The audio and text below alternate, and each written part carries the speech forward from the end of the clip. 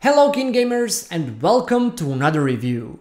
This time we have the Makalu Max wireless gaming mouse from Mountain. So let's jump straight in.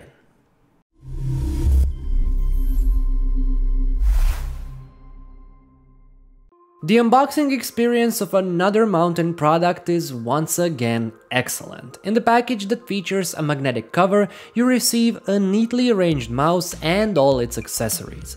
Makalu Max is actually the second Mountain mouse and the first one to be wireless as well as modular, which we've already seen in their excellent keyboards. While I'll talk about modularity a bit later, let's first see what the bare bones mouse is all about.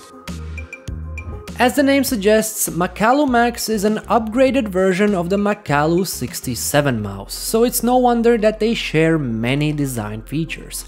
However, one major departure from its predecessor is its more subdued design. While the hollowed-out ribcage design on the Makalu 67 served a functional purpose first, it also added some much-needed personality to the mouse. Here, the solid plates on the Makalu Max make it look quite uninspired and more like something you take to the office rather than to your gaming battle station.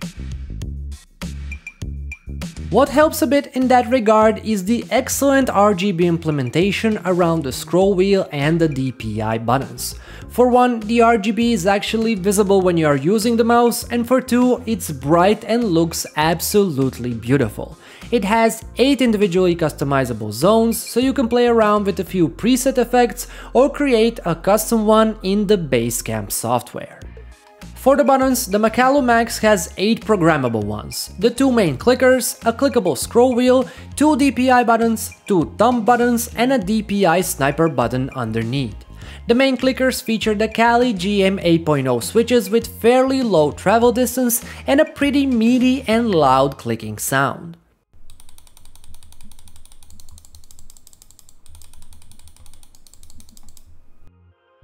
The side buttons are well placed and have a bit of texture to them for a grippier feel. The scroll wheel has pronounced tactile steps, but is completely quiet and still feels quite smooth and good to use. The bottom is where you'll find a single switch to turn the mouse on or off, as well as the PTFE feet that make the mouse smoothly glide along most surfaces. Now, Makalu Max is a right-handed 127mm long, 70mm wide and 42mm high mouse, meaning it will better suit gamers with larger hands. Although it is a right-handed mouse, its shape is not aggressively contoured and is almost symmetrical in its design, making it comfortable to use in both palm and claw grip styles. Now, we can't talk about the other aspects of the Makalu Max without mentioning the modularity. As I mentioned before, the mouse comes equipped with 2 interchangeable side panels and 3 additional weights. The side panels include a right panel with a protrusion designed to provide support for your ring finger and pinky, while on the left side there is a slightly wider panel with a rubber texture where you can rest your thumb. The panels are magnetically attached to the mouse and can be changed individually, allowing for various different combinations that can suit your personal grip style and ergonomic needs. Regarding the additional weights, there are 3 pieces available. The heaviest one is a solid piece coming in at 10.6 grams, followed by a slightly lighter one at 8.4 grams and the lightest one weighing 6.6 grams. You can add only one of these at a time, and you do it by simply snapping them in between these 3 pieces of rubber on the bottom side of the mouse. Besides the pure weight increase, these even allow you to slightly adjust the weight distribution of the mouse. The second heaviest weight in particular is partly hollow, meaning you can adjust its position to put less or more weight on either side of the mouse. While it might seem like a small weight difference to be noticeable, it actually does somewhat make a difference in how the mouse feels. With that said, I still didn't find any particular tangible benefits to having either side of the mouse feel lighter or heavier for either casual usage or gaming. Now that we covered how modularity works, how does it actually affect the overall user experience of the mouse? Well, it's kind of a mixed bag. First, unlike its predecessor, the Makalu Max does not have a hollowed out design and is wireless, which inherently makes it about 40 grams heavier, weighing a total of 110 grams. Of course, this doesn't make it anywhere near the heaviest mouse, but the number can only go up from there if you add the heaviest weight and both ergonomic side panels. Mountain definitely made some sacrifices to make Makalu Max wireless, but I feel like this is a missed opportunity to make it much more versatile. Imagine its base weight being a bit lower and the weights then allowing us to build up to those 120 grams that you get with all the accessories.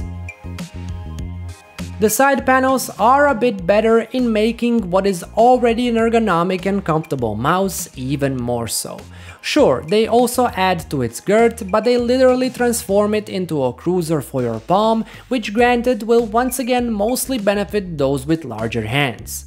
It's also too bad that the panel serves solely to improve the ergonomics and do not provide added functionality like Razer Naga lineup of mice, where additional panels come with different button configurations.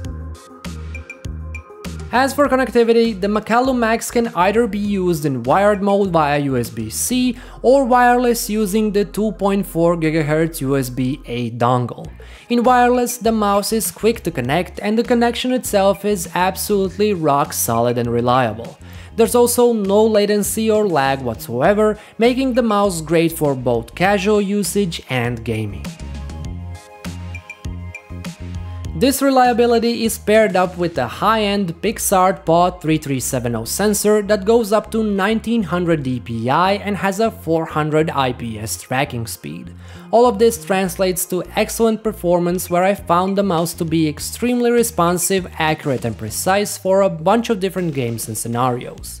Certainly, a lighter mouse might serve you better in competitive shooters, but Makalu Max handles even those just fine and is excellent in most other genres.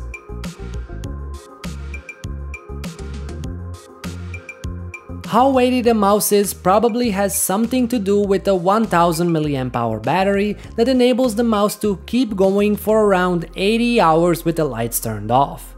While this is a fairly good result, it falls off dramatically with the RGB turned on, and here you can expect somewhere around 10 hours of total usage. The Basecamp software is easy to use and has plenty of options to customize your experience. It allows you to customize the DPI, polling rate, sensitivity, click speed, and even features angle snapping and 2 levels of lift-off distance.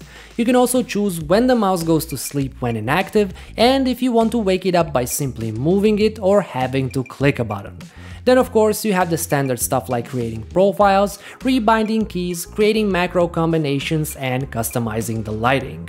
All settings are updated live, and the mouse even has onboard memory, so the software doesn't even have to be running for your customizations to work properly.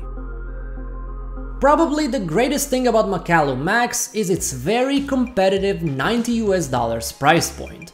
For that, you get a solid mouse that improves upon its already great predecessor with wireless and modular features.